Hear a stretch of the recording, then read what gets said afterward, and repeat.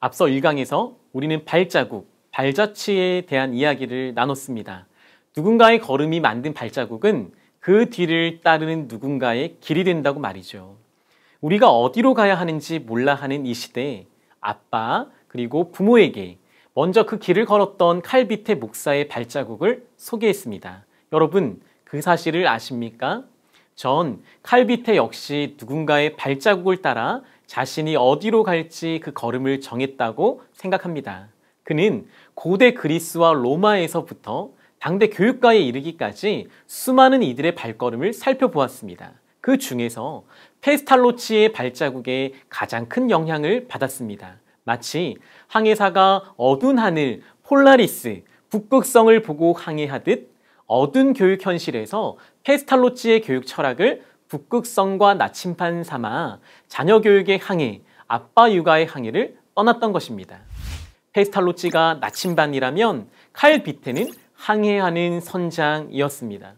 페스탈로치는 방향을 제시했고요. 칼비테는 길을 만들었습니다.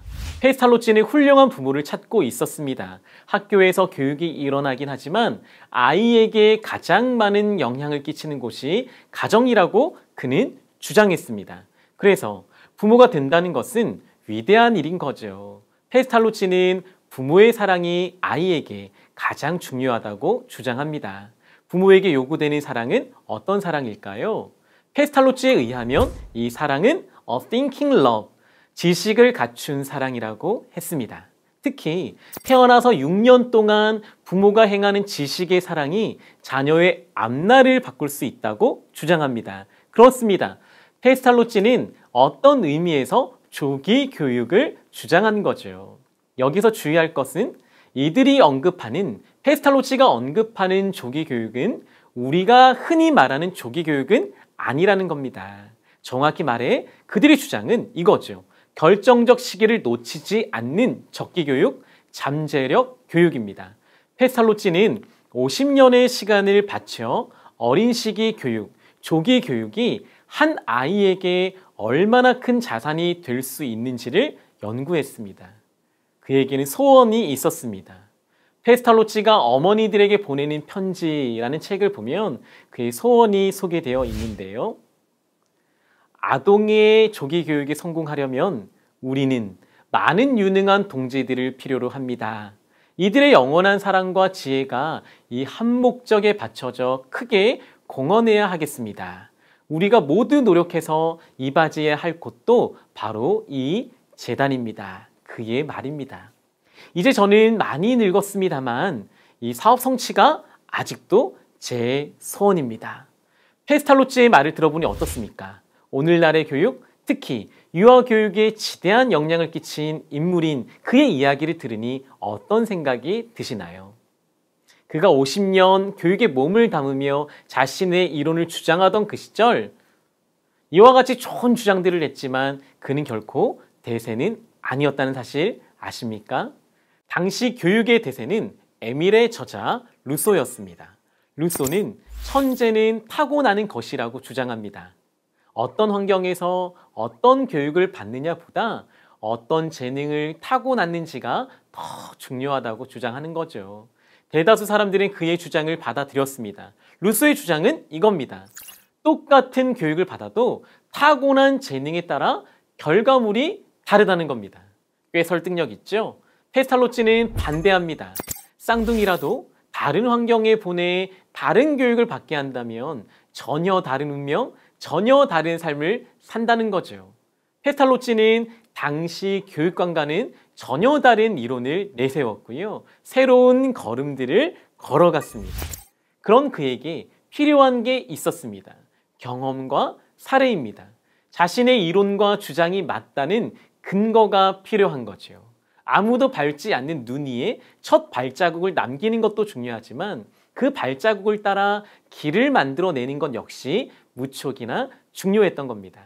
결국 페스탈로치 발걸음 위에 칼비테가 길을 만들어냅니다. 그의 주장처럼 자녀를 길러냈고요.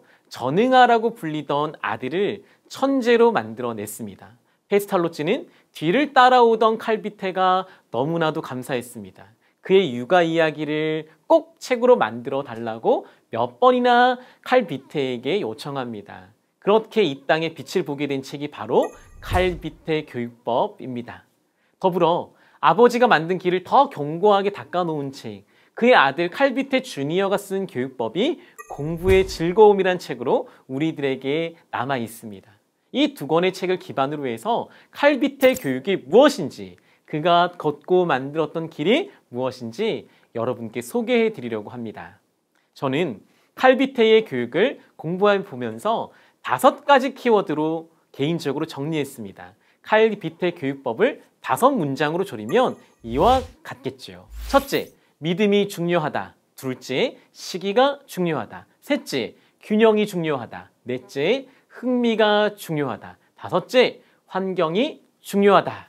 자, 이제 5가지 키워드를 하나씩 살펴보면서 칼비테가 닦아놓은 길 위를 함께 걷도록 하겠습니다. 칼비테 교육을 이해하기 위한 첫 번째 키워드는 바로 믿음입니다. 자녀를 잘 양육하려면 2가지 믿음이 중요하다고 말했습니다. 첫째, 이 아이를 잘 양육할 수 있다는 부모로서의 믿음입니다. 다르게 표현하자면 이 아이를 잘 양육하면 우리 아이가 잘 자랄 수 있다는 믿음입니다. 여러분은 그런 믿음이 있으십니까? 내 아이는 커서 성공하게 글렀어. 이 형편에 우리 집 배경에 어떻게 제대로 자라겠어. 지금 성적도 문제지만 공부하기를 싫어하는 걸 보면 뭘 가르쳐도 소용없어. 칼비테는 이런 식으로 자녀를 판단하지 말라고 했습니다. 부모는 자녀를 잘 양육하면 잘 자랄 수 있다는 믿음을 가져야만 합니다. 칼비테 교육의 탁월함은 아버지로서의 신념에 달려 있습니다.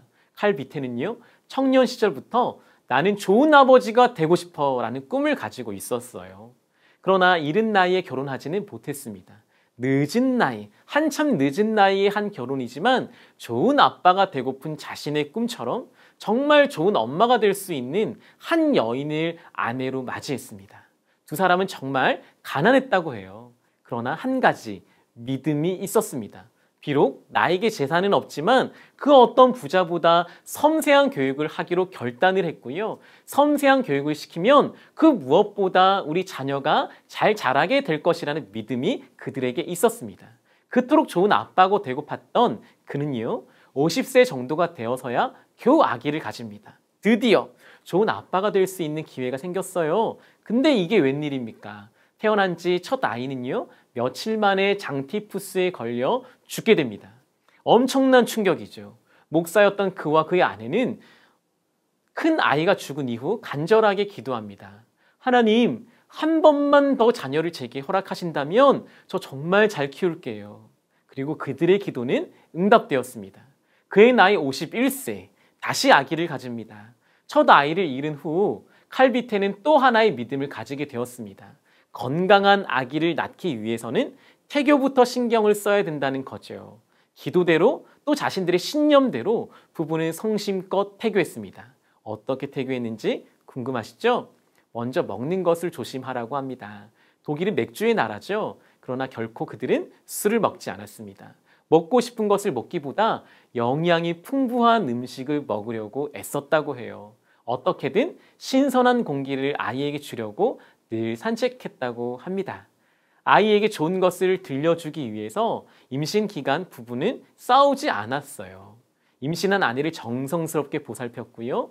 큰 소리를 내지 않을 뿐 아니라 나쁜 이야기는 입 밖에도 내지 않았다고 합니다. 대신 아내가 노래를 잘 불렀는데 끊임없이 좋은 노래를 선곡해서 불러줬습니다. 또 아내는 음악을 들려주고 운동도 할 수 있을 겸 8km를 걸어가서 음악회에 참석하기도 하고요. 운동도 했고 좋은 음악도 들려주는 그런 태교를 계속해서 유지하고 있었습니다. 매일매일 그림책을 보여주고요. 시를 읊어주기도 합니다.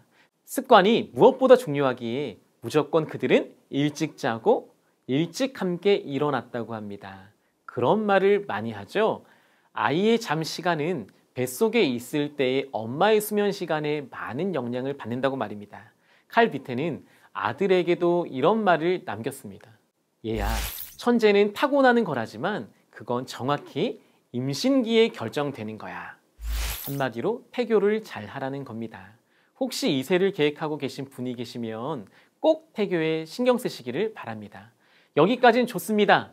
하지만 출산을 한 달 앞두고 아내는 넘어져서 조산하게 되죠. 탯줄을 목에 감고 죽을 뻔한 위기를 겪게 됩니다. 그러다 전응하라는 판정까지 받은 게 칼비테 주니어였죠. 모두가 전응하라고 또 늦둥이라고 소망 없다고 수군거릴 때 칼비테는 동요하지 않았습니다.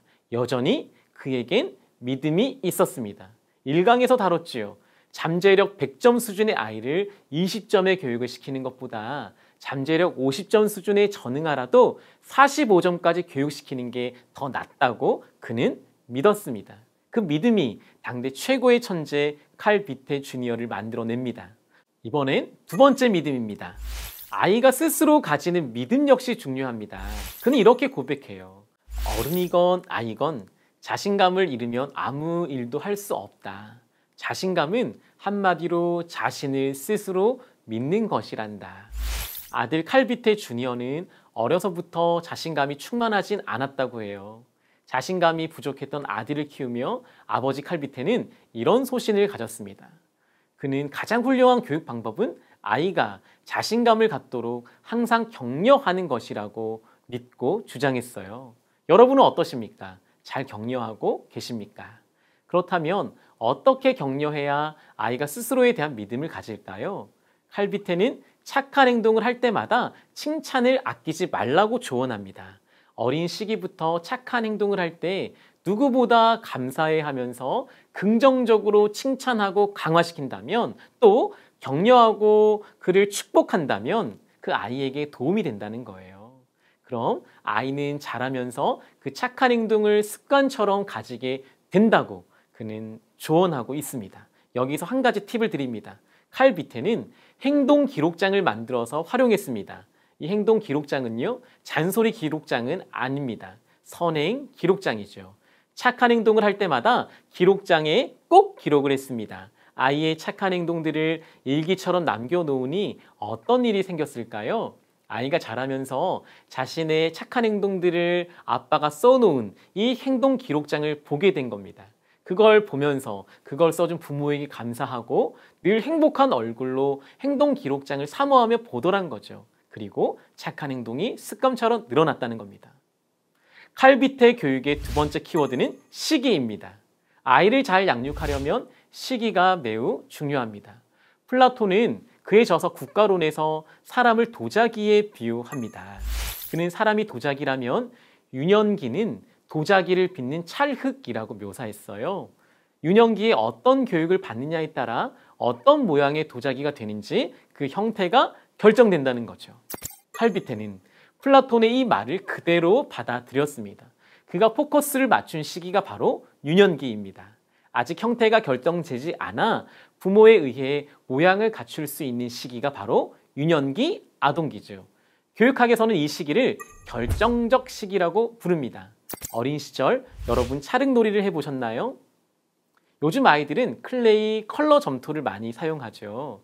원리는 다 비슷합니다. 도자기를 만드는 과정을 한번 상상해 보십시오. 흙이나 점토가 말랑말랑할 때 빚어야겠죠? 딱딱하게 굳은 흙으로는 도자기를 빚거나 작품을 만들어내기가 쉽지 않습니다. 아직 말랑말랑하고 부드러울 그때 도자기를 빚고 내 작품을 빚어야 합니다. 그렇다고 조기 교육이 언젠가 우리나라에서 열풍을 일으킨 것처럼 막무가내식의 지식교육은 결코 아님을 기억하십시오. 아들 칼비테 주니어는 공부의 즐거움에서 아빠가 도자기 빚기, 조기 교육을 이렇게 했다고 묘사하고 있는데요. 제가 읽어드릴게요. 아버지가 내게 행하신 위대한 조기 교육은 신선한 공기, 적당한 운동, 영양을 고려한 식습관, 냉수 목욕, 충분한 수면과 규칙적인 생활, 그리고 이미 우리가 알고 있는 간단한 몇 가지 습관에서 비롯된 것이다. 어떻습니까? 어찌 보면 그의 조기 교육은 어려운 건 아닙니다. 유년기, 아동기를 두신 부모님이 처음으로 다뤄야 할 건 어려운 게 아니라는 거죠. 건강한 신체를 만들고 건강한 습관을 들이는 것입니다. 여기서 또 중요한 팁을 하나 드리겠습니다. 건강한 습관은 어떻게 들여야 하는지 한 가지 방법을 소개하고 싶은데요. 습관 형성일에 대한 여러 논의가 있습니다. 어떤 이들은 21일 만에 습관을 만들 수 있다. 또 어떤 이들은 66일에 습관을 만들 수 있다. 다 좋습니다. 그러나 저는 칼 비테와 같은 교육 철학을 가졌던 영국의 샬롬 메이슨의 습관 교육에 많은 관심을 두고 공부했는데요. 그는 이렇게 봅니다. 샬롬 메이슨은요, 습관을 만들기 위해서 두 가지를 염두에 두라고 합니다. 첫째, 하나에만 초점을 맞추라는 겁니다. 칼 비테처럼 습관을 길러야지 생각한 뒤에 이것저것 한 번에 모조리 하려 하면 과부하만 걸릴 뿐 습관 형성에는 큰 도움이 되지 않는다고 말했어요. 하나의 습관에 초점을 맞추고 거기에만 집중하라는 겁니다. 둘째, 하나의 습관은 한 달, 즉 30일 만에 형성된다고 그는 보았습니다. 앞서 말씀드린 것처럼 21일, 66일, 말은 편하지만 사실 절대 수치는 있을 수 없습니다. 아이마다, 환경마다 하나의 습관이 형성되는 시간은 다르죠. 중요한 건 한 달에 온 가족이 하나의 습관 형성에 집중하는 것입니다. 생각해 볼까요? 1년이면 12개, 5년이면 60개의 습관을 쌓아갈 수 있습니다. 저는 세 아이의 아빠입니다. 저희 가정은요, 매월 한 가지 주제를 정해서 함께 습관을 만들어 갑니다. 만약 이번 달은 모두 함께 10시에 잠들기 습관을 주제로 정한다면 거기에만 집중하는 것입니다. 한 달의 마지막 날이 되면 체크표를 보면서 함께 맛있는 것을 먹고 파티를 합니다. 아이들이 너무 좋아해요. 그리고 다음 달 습관 주제를 또 함께 정합니다. 이렇게 한 달에 한 가지 습관을 쌓아가는 거죠. 칼 비테는 또 하나의 부모가 될 아들에게 이런 말을 남겼습니다. 사람이 타고나는 모든 능력과 감각은 어릴 때 훈련되지 않으면 평생 그 기능을 발휘하지 못할 수도 있단다. 칼 비테는요, 정말 이렇게 믿었습니다. 뱃속에서도 좋은 이야기를 많이 전해줬지만 태어난 지 15일이 되던 날부터 아들의 청각 발달을 위해서 최대한 자상한 목소리로 시를 읽어주었다고 해요.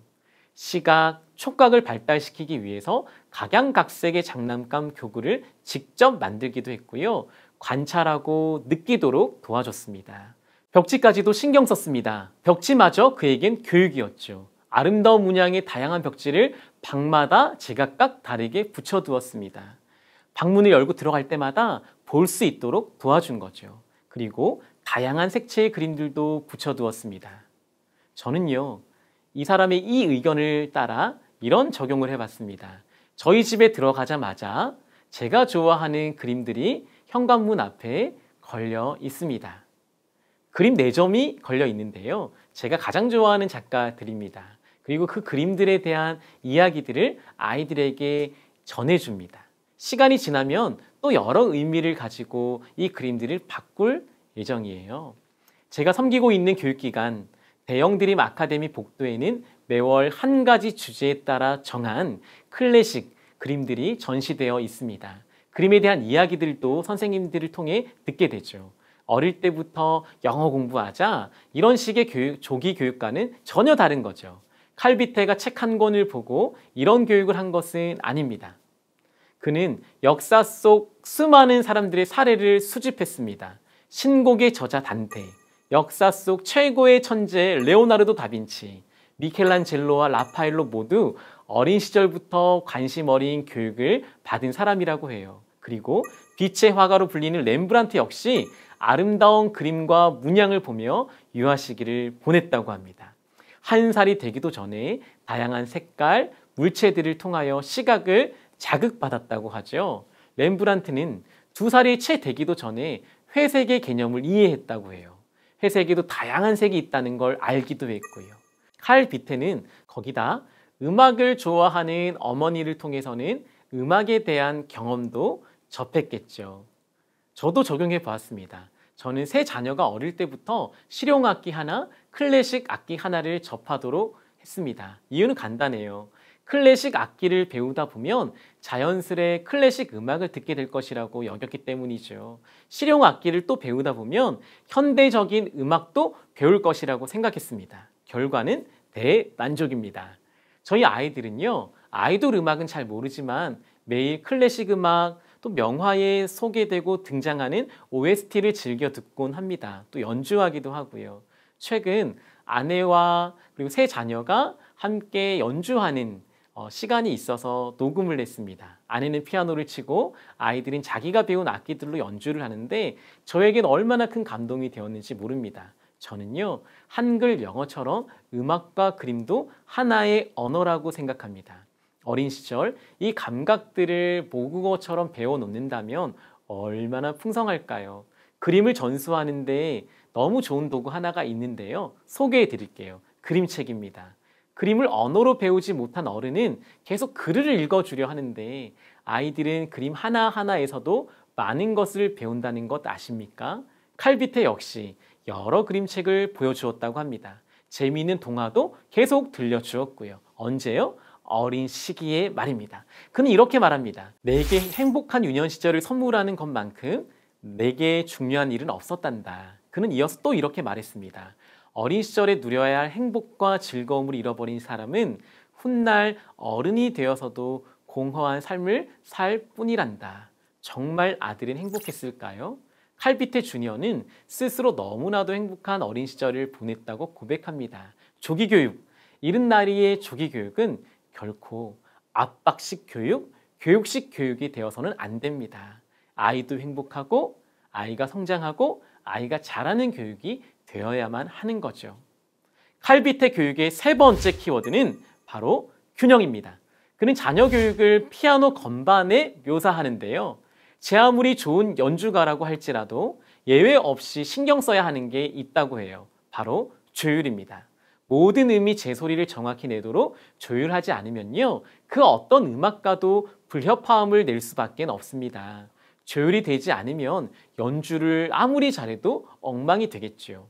칼비테는 피아노 줄만 연결되어 있으면 된다고 말합니다. 우리 아이들에게 줄이 연결되어 있기만 하다면 괜찮다는 거죠. 줄이 연결되지 않으면 소리를 낼 수 없지만 줄만 연결되어 있다면 조율을 해서 그 음을 찾아줄 수 있다는 거죠. 만약 자녀에게 약한 부분이 있다고 해도 괜찮습니다. 아직 연결되어 있기만 하다면 최대한 조율을 하고 다른 음들을 더 강화해서 그 도움을 가지고 전체 기능에 문제가 없도록 만들면 된다는 거죠. 조율은 너무나도 중요합니다. 제 아무리 비범한 아이라도 부주의하고 부적당한 교육을 받으면요, 재능을 향상시킬 수 없지만 역으로 평범한 아이라도 애정을 가지고 섬세하게 열정적으로 교육하면 부주의하고 부적당한 교육을 한 아이보다 더욱 높은 경지에 이르도록 도와줄 수 있습니다. 사람들이 이렇게 말할 수 있었습니다. 에이, 박사학위 2개 가진 교수가 된 걸 보면 분명 그는 지식을 최우선에 두고 가르친 게 분명할 거야. 이렇게 생각하는 분 여러분 중에도 계신가요? 그러나 그는 이렇게 고백을 해요. 결코 아들을 학자로 키울 마음이 없었다고 말입니다. 거기에다 천재가 돼서 일찍 대학 가고 일찍 교수가 되게 할 마음은 전혀 없었다고 말을 해요. 그에게 목표가 딱 한 가지 있었습니다. 아들을 사람으로 키우려고 하는 것입니다. 이런 말을 읽다가 생각이 하나 들었습니다. 이 땅에는 전문가라고 불리는 사람도 많고요. 높은 직분을 가진 사람들도 많습니다. 간혹 아니면 자주 들리는 소식들처럼 그들이 사람다운 사람은 아닐 경우가 많지 않던가요? 칼비테가 가장 먼저 육체의 힘을 균형 있게 단련시켰다고 합니다. 어려서부터 설사병을 가지고 태어난 약한 아이였기 때문이었겠죠. 이어 그는 정신적으로도 문제 없도록 키워냈습니다. 몸의 여러 감각도 섬세하게 살폈고요. 더 나아가 영혼의 힘을 키웠다고 해요. 그는 고백합니다. 영혼의 힘을 단련시키는 사람을 잘 보지 못하며 살았다고 말입니다. 윤리교육, 목사로서의 경건교육, 때로는 억제하고 스스로 절제할 수 있도록 철저히 교육시켰습니다. 사실 균형이란 말은 쉽지 않습니다. 곧 죽어도 고를 외치는 사람들이 많죠. 뭐 아니면 도를 외치는 사람도 많고 말이죠. 모이면 2차, 3차, 일단 정한 건 내일부터 해도 된다. 이런 말들이 많습니다만 칼 비테는 균형에 있어서만큼은 엄격했습니다. 과식하지 않았고요. 정해진 시간에 자고 정해진 시간에 일어났습니다. 공부를 하다가도 아이에게 머리 열이 나는 것 같거나 과부하가 걸리면 무조건 쉬게 했습니다. 몸도 중요하니까요. 칼 비테는 아들의 혈색, 식욕, 잠, 생기, 움직임, 성장까지 다 세심하게 살폈다고 합니다. 어린 시절 병약했던 그의 아이는 그 지역에서 가장 건강한 아이로 성장합니다. 식욕이 매우 좋았는데요. 한 번도 뚱뚱하거나 여민 적도 없었다고 합니다. 칼 비테 부부는 모두 키가 작았다고 해요. 그러나 이런 균형 잡힌 교육을 시키다 보니 아이 칼 비테 주니어의 키는 또래들보다 어느 정도는 더 컸다고 합니다.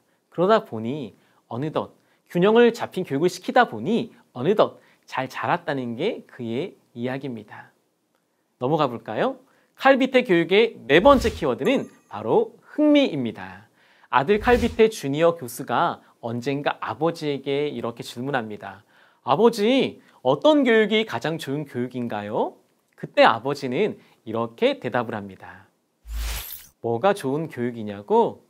아이의 흥미를 이끌어낼 수 있는 게 가장 좋은 교육 아니겠니? 여러분은 자녀의 흥미를 이끌어내고 계신가요? 칼 비테는 서너 살의 아이를 데리고 매일 아침마다 공원을 산책했습니다. 이 역시 습관이었다고 하죠. 엄밀히 말하면 한 바퀴 돌고 오는 산책은 아니었어요. 산책을 할 때마다 늘 다양한 이야기를 준비해서 전해주었습니다. 아들의 기억에 의하면 늘 신선하고 재미있었던 이야기라고 하죠.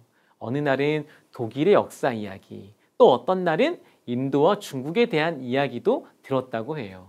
그냥 늘상 재미있는 이야기를 호기심으로 들었을 뿐인데 그러다 보니 역사를 배웠고요. 책으로 지루하게 배운 것이 아니라 이야기로 지리까지 배웠던 겁니다. 칼 비테가 가장 싫어하는 사람은 책벌레였다고 합니다. 책 읽는 데만 열중하는 사람, 죽은 지식만을 공부하는 사람을 그는 싫어했다고 하죠.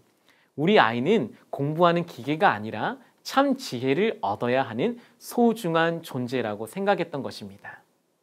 언젠가 읽은 책입니다. 이 책의 저자 부부는 둘 다 모두 바빴습니다. 대신 할 수 있는 한 흥미있는 경험을 시켜주려고 무단히 애썼다고 해요. 아버지는 퇴근하고 아들에게 이런 질문을 가장 먼저 던졌다고 하는데요. 저에겐 큰 인상이 깊었던 이야기입니다. 상웅아, 오늘은 어떤 일이 가장 재미있었어? 전 이 질문이 정말 좋은 질문이라고 생각합니다. 우리나라 부모는 소위 오늘 선생님 말씀 잘 들었어? 라고 질문한다고 하죠. 유대인들은 어떻습니까? 오늘 선생님께 어떤 질문을 했어? 라고 물어본다고 해요. 우리나라 교육을 생각해 보면 윤리성에 기초한 교육인 것 같고요. 유대인들을 살펴보면 교육에 관심이 많아서 질문을 가르치는 것이라고 생각되죠. 그러나 오늘 하루가 우리 아이들에게 선물이 되려면 이런 질문이 좋지 않을까요? 오늘 어떤 일이 제일 행복했어? 어떤 게 가장 재밌었어? 라고 아이에게 물어보면 어떨까요? 저는 이 책을 읽다가 한 가지를 적용했습니다. 아이들을 도서관에 데리고 가게 됐는데요. 책을 보기 위해서가 아니라 그냥 우리 아이들이 도서관에 흥미를 가지고 친해지게 만들기 위해서입니다. 도서관의 매점은 비쌉니다. 울산 도서관만 가더라도요. 커피, 빵, 즉석 음식 등이 있어요. 그냥 그곳에 애착을 가지도록 가서 매점도 이용하고요. 커피점에 있는 빵도 먹습니다. 부모가 억지로 공부시키기 위해서 책을 읽히려고 데려가는 것이 아니라 그곳을 마음에 들도록 만들기 위해 그냥 데려가는 겁니다. 아이는 자연스레 직접 책을 빌리게 되고요. 직접 지식도 쌓아가게 됩니다. 저는 책을 빌릴 때 다 정해주지는 않습니다. 너 이거 읽어야 돼. 저라도 그런 엄마 싫겠습니다. 아이가 원하는 책을 고르면 어느 순간 저는 한마디를 툭 던집니다. 네가 원하는 책 골랐으니 아빠가 추천하는 책도 하나 읽으면 어떨까? 그렇게 해서 저희 아이들은 아빠 추천 도서도 읽고요. 직접 자기가 좋아하는 책도 골라서 읽습니다. 도서관을 좋아서 가는 것을 즐겨 하죠. 요즘은 지역 도서관에 원하는 책이 별로 없어서 아쉬워하는 게 저희 아이들의 고백입니다. 하루는 한 아이가 저에게 이렇게 질문했어요. 아빠가 더 추천해 줄 책은 없어? 내가 더 고르기는 힘들어. 저는 아예 아이들을 위한 권장도서 하나를 목록으로 만들어 놓았습니다.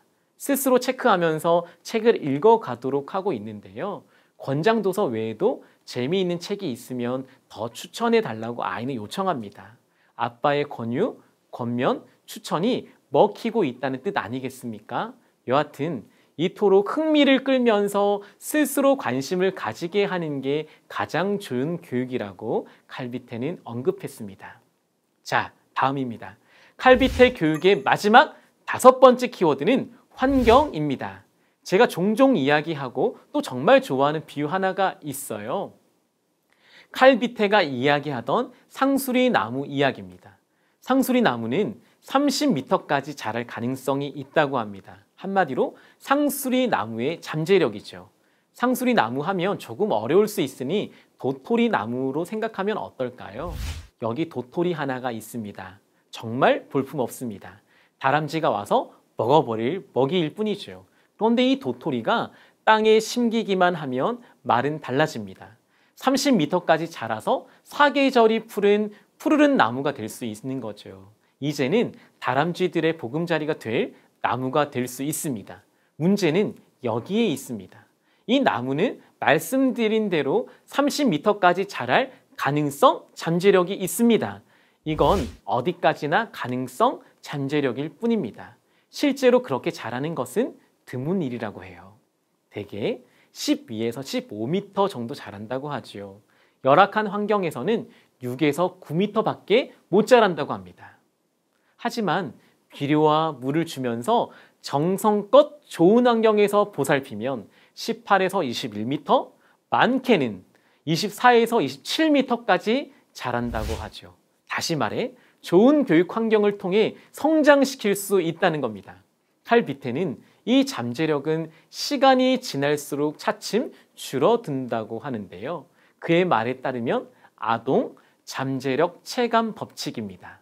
2번째 키워드 기억나시나요? 시기가 중요하다는 거죠.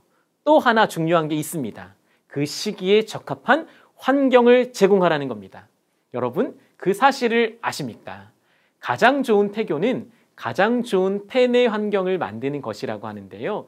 태아에게 가장 좋은 환경을 만들어주는 것이 좋은 태교라는 말입니다. 일예로 두뇌조차도 유전보다 태내 환경, 자궁 속에 있는 환경에 더 큰 영향을 받습니다. 좋은 공기를 마시고요. 엄마가 스트레스를 받지 않으면서 좋은 영양을 섭취하고 균형 잡힌 삶을 살면 그 어느 유산을 물려받는 것보다 좋은 태교를 할 수 있다는 거예요. 마찬가지로 교육에 있어서도 환경은 무척이나 중요합니다. 칼비테 주니어는 단순히 책상 앞에서만 교육받지 않았습니다. 어려서는 아빠와 엄마의 팔에서 조금씩 자라면서는 정원에서, 풀밭에서, 들과 숲, 그리고 수많은 여행지에서 교육을 받습니다. 음악회도 자주 갔고요. 연극과 오페라가 그에겐 일상이었는데 그는 이렇게 묘사를 해요. 물레방아와 풍차처럼 그 예술들을 즐겼다고 말입니다. 책에는 6살 이야기가 하나 등장합니다. 6주 동안 칼비테와 그의 아이는 드레스덴이라고 하는 곳에서 지내면서 아름다운 주변 환경을 익힙니다. 이미 많은 그림을 보며 자랐기에 미술에도 관심이 많았는데 드레스덴은 수많은 보석 같은 미술 작품들이 전시된 미술의 도시였습니다. 저도 찾아보니까요. 엘베강이 흐르는 아름다운 곳이기도 했고 미술대학, 미술관이 유명하기도 하고요. 바로크 양식의 정말 아름다운 건물들이 곳곳에 서 있는 곳이었습니다. 종교개혁자 루터의 동상이 서 있는 역사적인 곳이기도 했고요. 저도 찾아보며 정말 가고 싶은 곳이라는 생각이 들었습니다. 칼비테는 그런 곳을 찾아서 아이에게 6주 동안 많은 것을 이야기하고 미술과 역사 그리고 이야기들을 나누었습니다. 그 시기 6주가 얼마나 좋았던지 훗날에도 성장해서도 계속해서 그 이야기를 가지고 부자가 토론했다고 해요. 아들 역시 그 시간을 통해 예술적 감각을 익혔다고 주장하기도 합니다. 여러분 어떻습니까? 가난하고 소박했던 한 목사의 가정에서 놀라운 교육이 일어났습니다. 평생을 걸쳐 교육 이론을 세웠던 페스탈로치가 그토록 기대했던 열매가 바로 그곳에서 맺혔습니다. 저는 생각합니다. 오늘 우리도 부모라는 이름으로 자녀 농사를 짓는 농부죠. 우리의 육아, 우리의 교육에도 가을은 찾아옵니다.